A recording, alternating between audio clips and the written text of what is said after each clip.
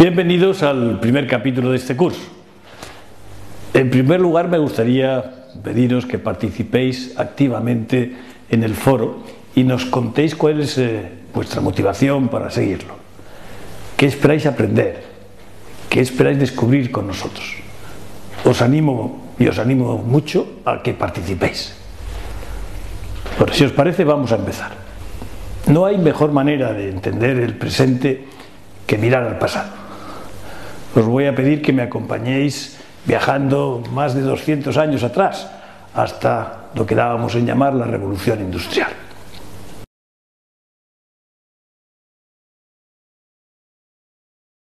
Antes de la Revolución Industrial, la gente cultivaba la tierra para garantizar su subsistencia. Producían suficientes bienes para alimentarse o para intercambiarlos por otros. Pero este sistema empezó a cambiar, y empezó a cambiar alrededor de 1780. Las innovaciones tecnológicas asombrosas de la Revolución Industrial fueron las responsables fundamentales de ese cambio. Empezamos a inventar nuevas formas más eficaces de aprovechar la energía, desarrollando instrumentos como la máquina de vapor o el telar. Y con la ayuda de esas máquinas se producía mucho más de lo que podía hacer el hombre solo y en menos tiempo. Como se producían más bienes de los que se necesitaban para subsistir, el exceso de producción se podía vender para comprar otros bienes. Como consecuencia, la productividad en Europa empezó a crecer drásticamente, sobre todo en el Reino Unido, que entre 1760 y 1830 representó 2/3 del crecimiento de la producción industrial de Europa. Todo esto ocurría en una pequeña parte del mundo, y recordemos que solo vivía en esa parte un 11% de la población mundial. Pero ya se sintió la necesidad de constituir algunas instituciones de cooperación entre estados para la buena gestión de estos procesos. La primera de ellas fue la Comisión Central para la Navegación del río Rin. Se creó en el año 1815 en el Congreso de Viena, para mejorar la cooperación entre los países ribereños en cuanto a la navegación de ese importante río, que era la gran vía de transporte de mercancías. El objetivo era garantizar la libertad de navegación, además de coordinar las tasas de tránsito a lo largo de toda la extensión del río. Como veis, esta organización se creó para gestionar una cuestión de interdependencia económica, como pasaría con muchas otras que veremos más adelante. Para que veáis su importancia, esta institución sigue vigente hoy y tiene su sede en Estrasburgo, en Francia. Pero volvamos a nuestra historia. Las mejoras económicas que tenían sus raíces en la Revolución Industrial provocaron también cambios en la población mundial. Al aumentar la productividad, como hemos visto, también creció la renta per cápita y eso provocó una mejora significativa en la calidad de vida de los ciudadanos.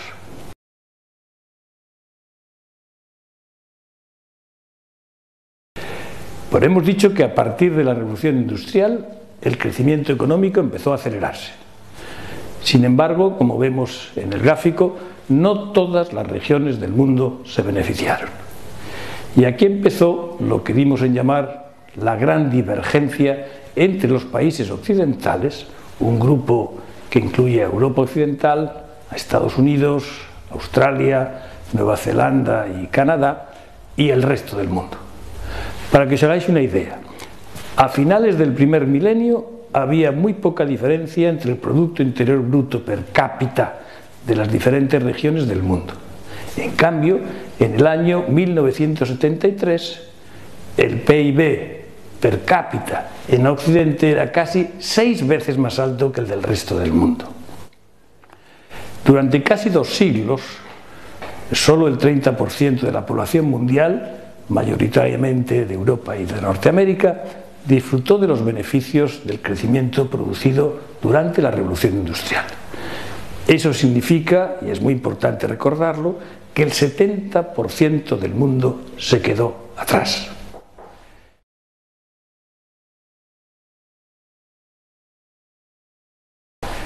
Esta es la tendencia general después de la Revolución Industrial. Pero miremos al gráfico en más detalle. Las líneas que hemos observado aglutinan varias épocas de crecimiento que fueron muy distintas entre sí. La Revolución Industrial permitió que creciera sobre todo, como hemos dicho, Occidente. Pero a principios del siglo XX se ralentizó el ritmo de crecimiento en todo el mundo. Fue a causa de las dos guerras mundiales, la depresión de los años 30 y los efectos que las dos cosas tuvieron en las políticas económicas nacionales, el comercio mundial y los mercados de capital.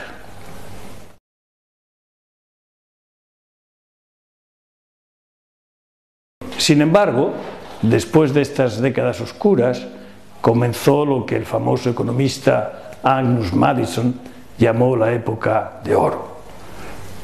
A partir de 1950 vivimos un incremento espectacular del crecimiento en todo el mundo. Esto se debió en parte al restablecimiento de los flujos de capital interrumpidos durante las guerras. Por otra parte, había mucho margen para crecer debido a la depresión económica de los años 30 y la destrucción provocada por la guerra.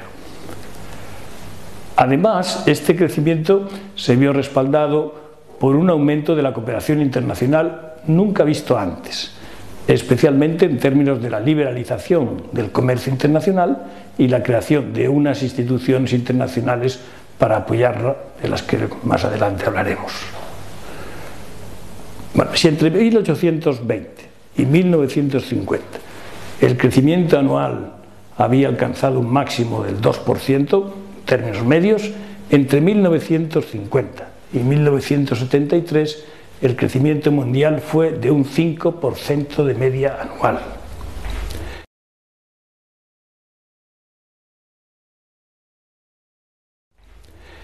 En los años 50 y 60 el crecimiento fue espectacular en todo el mundo. Pero a partir de 1973, Europa Occidental y Japón dejaron de crecer tan rápido como antes. En cambio, Asia, si excluimos a Japón, mantuvo unas tasas de crecimiento muy elevadas. China, en particular, se integró en el mercado global bajo la influencia de Deng Xiaoping, que fue el máximo líder de la República Popular China desde 1978 hasta los años 90. Bajo su mandato, China emprendió las reformas de apertura económica que le permitieron alcanzar las altísimas cotas de crecimiento que conocemos y sacar a cientos de millones de personas de la pobreza. Quedaos con este dato, que a mi juicio es asombroso. China lleva creciendo a una media del 10% anual desde hace casi 35 años.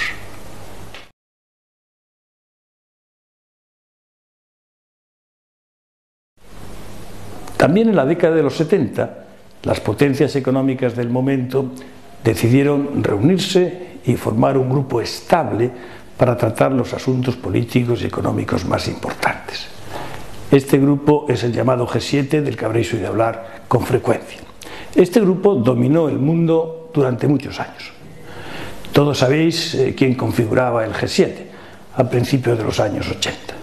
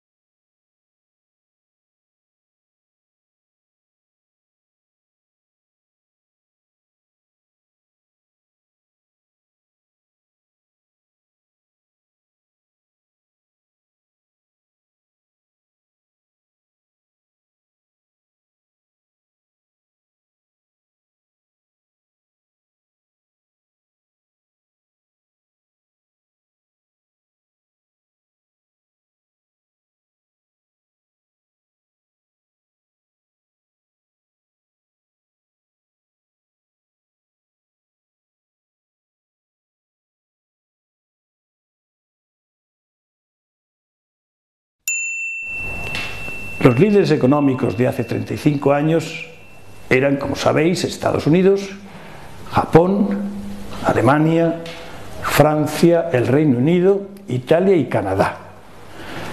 Probablemente os sorprenderá lo diferente que es el panorama actual.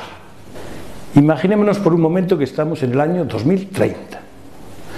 Según las proyecciones de hoy, entre los 7 mayores economías del mundo, encontraríamos a 4 países a los que llamamos los BRIC: Brasil, Rusia, India y China. La hipótesis más plausible es que en 2050, de los originales miembros del G7, solo Estados Unidos siga en la lista de los 7 países económicamente más potentes. Todos los demás que habéis anotado habrán desaparecido. Fijaos en el gráfico que veis en la pantalla. Corresponde a la evolución del Producto Interior Bruto agregado de los 7 países emergentes, lo que hemos llamado E7, y los del G7. Los del G7 ya sabéis quiénes son, pero ¿tenéis idea de quiénes conforman el E7? Lo interesante, más allá de conocer cuáles son los países, es el cambio que supone esta lista con respecto a la del G7. El E7 reúne a 2 países asiáticos, China e India, 2 países latinoamericanos, Brasil y México, 2 países islámicos, Turquía e Indonesia, y finalmente Rusia. Pero volvamos al gráfico. La línea amarilla corresponde a los países del G7. Como podéis ver, a partir del año 2017, las potencias emergentes, el E7, superarán en Producto Interior Bruto agregado a las del G7. El gráfico que estáis viendo corresponde a unos análisis que se publicaron en el año 2013. Pero fijaos en lo rápido que cambia nuestra realidad. Según las revisiones estadísticas de este año, ni siquiera tendremos que esperar hasta 2017. En 2014 ya los E7 sobrepasaron a los G7. Ese mismo año China sobrepasó a Estados Unidos y se convirtió en la mayor economía del mundo, en términos de paridad de poder adquisitivo. El hecho de que el E7 haya superado al G7 revela que hay una nueva realidad mundial. Os dejo para que penséis un poco sobre esto. En el siguiente vídeo veremos cómo se refleja esta nueva realidad en la gobernanza global.